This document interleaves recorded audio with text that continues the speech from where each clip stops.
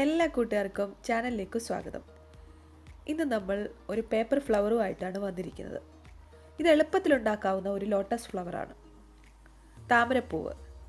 ഇതെല്ലാവർക്കും ഉണ്ടാക്കിയെടുക്കാം, വളരെ എളുപ്പത്തിൽ ഉണ്ടാക്കിയെടുക്കാം, കൊച്ചു കുട്ടികൾക്ക് പോലും ഉണ്ടാക്കിയെടുക്കാം. ഇതിനായിട്ട് നമുക്കൊരു സ്ക്വയർ പേപ്പർ വേണം. പിങ്ക് കളറിലുള്ള സ്ക്വയർ പേപ്പറാണ്. അത് ആദ്യം ഡയഗണലായിട്ട് ഫോൾഡ് ചെയ്യുക, വീണ്ടും 2 പ്രാവശ്യം കൂടി അങ്ങനെ തന്നെ ഫോൾഡ് ചെയ്യുക.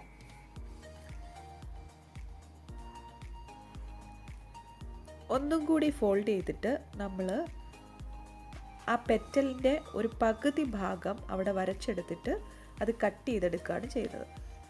ദാ ഇതേപോലെ.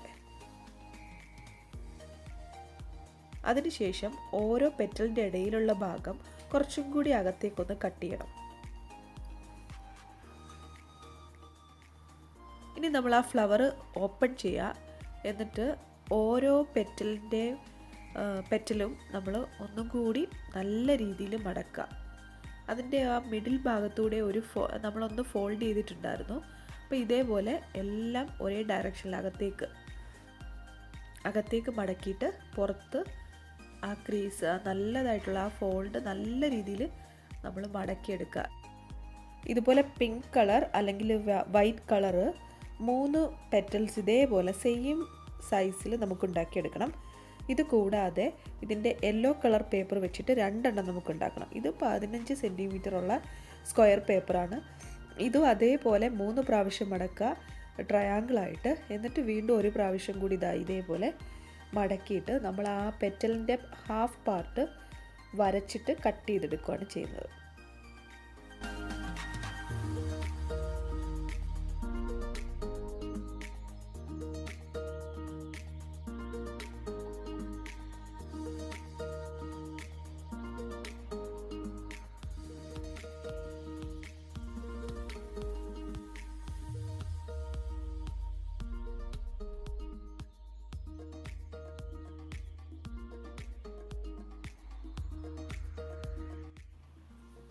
യെല്ലോ കളറും നമ്മൾ അതേപോലെ തന്നെ ഫോൾഡ് ചെയ്തെടുത്തിട്ടുണ്ട്. ഇനി എന്താ ചെയ്യുന്നതെന്ന് വെച്ചാൽ അതിൻ്റെ ഈ ഫ്ലവേഴ്സിൻ്റെയൊക്കെ സെൻറ്ററിലുള്ള ഒരു പാർട്ടാണ് നമ്മൾ ഉണ്ടാക്കുന്നത്. അതിന് വേണ്ടിയിട്ട് ഇതിലെല്ലാം ഗ്ലൂ അപ്ലൈ ചെയ്ത് അത് നമ്മൾ ഒരു മൊട്ട് പോലെ ആക്കിയെടുക്കണം.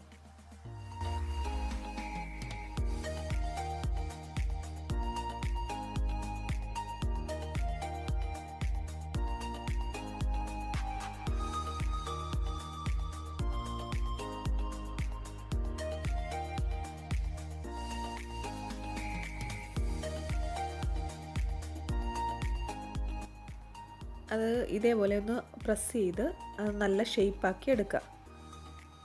അതിനുശേഷം നമ്മൾ ഈ യെല്ലോയും പിങ്കും എല്ലാം കൂടി നമ്മൾ ഒട്ടിച്ചെടുക്കുക. അതിൻ്റെ അടിയിൽ വെക്കാനായിട്ട് നമ്മൾ ആ ലീഫിൻ്റെ ഒരു രീതിയിൽ കൂടി നമ്മൾ ചെയ്തെടുക്കുന്നുണ്ട്. അപ്പോൾ ആദ്യം നമുക്കിതെല്ലാം കൂടി ഒന്ന് ഒട്ടിച്ചെടുക്കാം.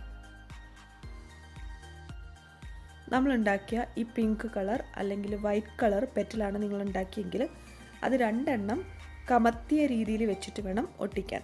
3ാമത്തെ പെറ്റിൽ മുകളിലേക്ക് ഫേസ് ചെയ്യണം.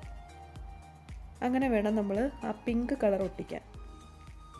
കണ്ടില്ലേ, ഇതേപോലെ 2 എണ്ണം. നമ്മൾ താമരയുടെ താഴ്ഭാഗം അടിഭാഗത്തുള്ള പെറ്റൽസൊക്കെ താഴോട്ടല്ലേ ഇരിക്കുന്നത്.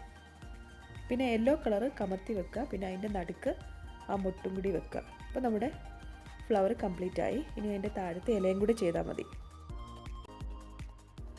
ഇനി നമ്മൾ ഈ ഗ്രീൻ പേപ്പർ ഇതേപോലെ മടക്കുക. ഒരു സിക്സാഗായിട്ട് നമ്മൾ മടക്കുമല്ലോ പേപ്പർ ഫാനൊക്കെ ഉണ്ടാക്കാൻ വേണ്ടിയിട്ട്. അതേപോലെ നമുക്ക് പറ്റുന്ന പോലെ ചെറുതാക്കി ഇതുപോലെ സിക്സാഗായിട്ട് ഫുള്ള് മടക്കിയെടുക്കുക. ഇപ്പോൾ സിക്സാഗായിട്ട് ഫുള്ള് നമ്മൾ മടക്കിയെടുത്തിട്ടുണ്ട്. ഇനി നമ്മൾ ഹാഫായിട്ടും ഇതേപോലെ ഫോൾഡ് ചെയ്യുക. അതിനുശേഷം ഗ്ലൂ അപ്ലൈ ചെയ്ത് കൊടുക്കുക.